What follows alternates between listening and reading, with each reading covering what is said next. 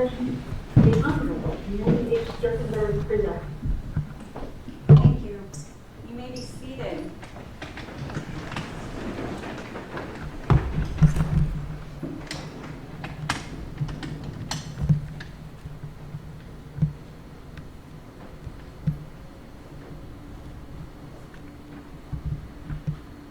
Folks, I recognize we have a full courtroom this morning.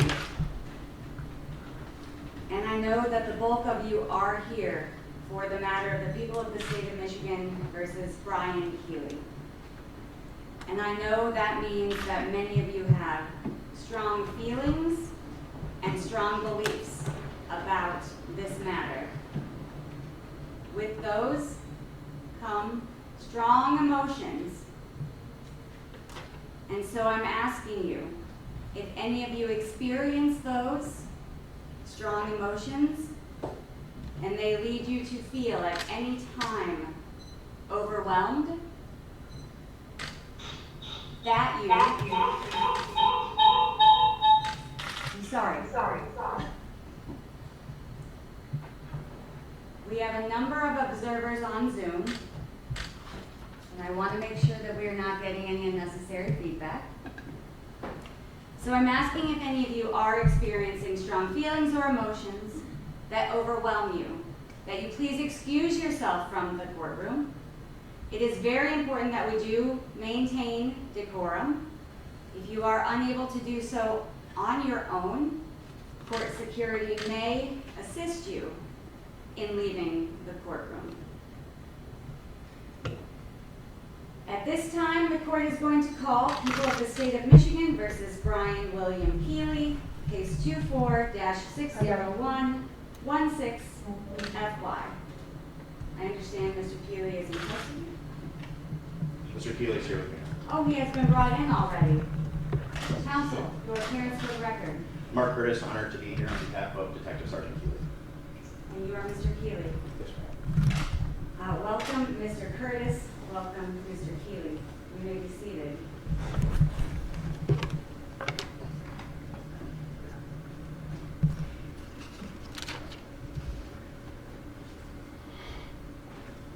Mr. Keeley, in this matter, the people are alleging that on or around April 17th of 2024, in the city of Kentwood, county of Kent, state of Michigan, you committed the following offenses. Count 1, homicide, murder, second degree, upon one, Samuel DeJohn Cornelius Sterling, said act committed without premeditation or deliberation, contrary to MCL 750.317. That is a felony. It is punishable by life or any term of years. A consecutive sentence may be imposed for each death that resulted from operating a vehicle, and your DNA is taken upon arrest. They also allege count 2, homicide, manslaughter, involuntary, in that you did cause the death of Samuel DeJohn Cornelius Sterling by committing the following act or acts in a grossly negligent manner, to wit, the apprehension of Samuel DeJohn Cornelius Sterling, contrary to MCL 750.321. That is a felony. It is punishable by up to 15 years in the Department of Corrections and a fine of up to $7,500 with your DNA taken upon arrest, and a consecutive sentence may be imposed for each death that resulted from operating the vehicle. In these counts, felony in which a motor vehicle was used means a felony during the commission of which the individual convicted operated a motor vehicle and while operating the vehicle presented a real or potential harm to individuals or property. Do you understand those those charges? I do. And do you feel as though you have had ample time to discuss your rights with Attorney Curtis? I do. Do you understand your rights? I do. Attorney Curtis, how is your client pleading at this time? Not guilty to both charges, Your Honor. The court will enter not guilty pleas in each of these counts, and we will schedule a probable cause conference and a preliminary examination. The purpose of those hearings is for the people to prove that there is probable cause to believe the felony offenses were committed and that you are the individual who committed them. Attorney Curtis, would you like to make argument for bond? In regards to bond, Your Honor, Mr. Detective Sergeant Keeley turned himself in and has been cooperating with the investigation and also has been in contact with me almost on a daily basis. I have no concern that he is a flight risk. He is not. He's going to stand for the court and confront the charges. We're not concerned about him leaving the area. We're not concerned about him being a danger to the public, as in the fact that he was in the lawful performance of his duties at the time as a task force member. He isn't currently working as a trooper or Michigan State Police at this point, so there isn't any concern of him being in danger further to the public as to the operation of his duties. I would ask the court to consider all the facts and the fact that this is the first time one of the first times that he's been in legal trouble. He has an exemplary career as a trooper with the Michigan State Police. I'd ask the court to consider at least imposing a PR bond. And if the court is not considering a PR bond, to at least do a 10% extra surety bond to allow him to be able to cooperate with me in his defense. I think that him being incarcerated would limit our ability to prepare for preliminary examination in this matter. And those were some of the questions that I had, Attorney Curtis. Does he have grievances in his record?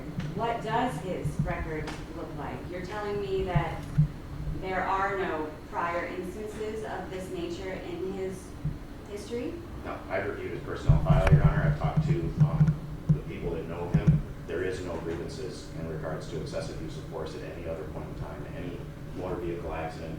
To this point, as a matter of fact, he received the Gold Award from the Michigan State Police for having 12 years of accident-free at-fault accidents in operation of police vehicles. He is a man of faith, attends church regularly, and he is not a person that I am concerned that is not going to appear or is a danger to anyone. And how long has he been on the force? He was a trooper for 25 years. He was 26 at the time that this happened. He resides in Grand Rapids? He resides in Ottawa County. We're going to correct that with the court once we run on this point. I do have Grand Rapids address on Yes. file. And so the things that the court considers are risk to public safety, willingness to appear and stand trial, prior criminal record, and as it is Detective Sergeant Keeley turned himself in willingly, does appear willing to appear and stand trial in this matter, has little to no criminal record, and certainly nothing that leads me to believe that there is a risk to public safety that is representative of the conduct alleged in this matter.